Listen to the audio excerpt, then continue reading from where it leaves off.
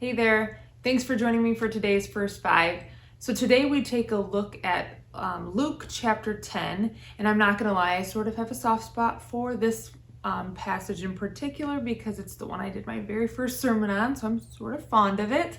So I'm looking at Luke chapter 10, verses 38 through 42, but as I reread this for today, I started thinking a little bit differently about it.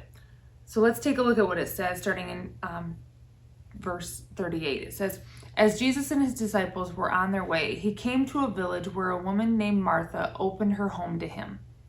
She had a sister called Mary, who sat at the Lord's feet, listening to what he said. But Martha was distracted by all the preparations that had to be made. She came to him and asked, 'Lord, don't you care that my sister has left me to do the work by myself? Tell her to help me.' 'Martha, Martha,' the Lord answered, 'you are worried and upset about many things, but only one thing is needed. Mary has chosen what is better, and it will not be taken away from her.'" So when I originally read this, the first thing that stood out was the difference in Martha and Mary, and how Mary seemed to make a better choice in the way she chooses to spend time with Jesus, instead of distracting herself with all of the other things that needed to be done with the hosting. But the more I read this passage and looked a little deeper, I discovered something different.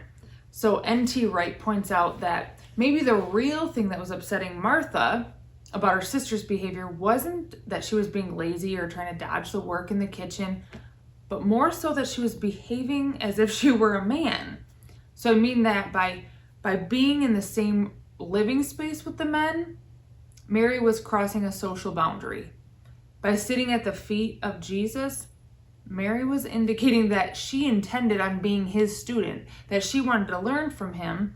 And not only did she want to learn from Jesus, but that she wanted to be a teacher and a preacher herself.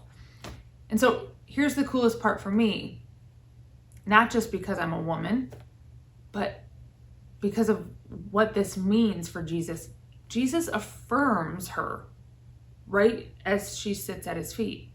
He allows her to sit amongst the men and listen to his teaching so that she would also be able to teach it as well.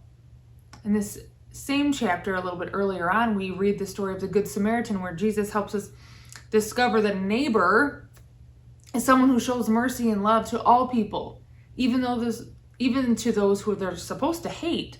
So historically, Jews and Samaritans are two groups of people who have a long history of hate between them. And Jesus said, doesn't matter.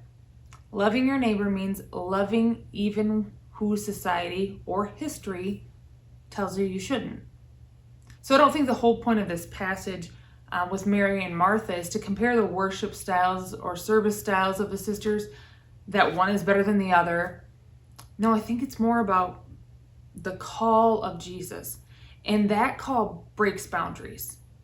It cuts through societal norms, and it extends what might be considered normal, or even what might be considered appropriate.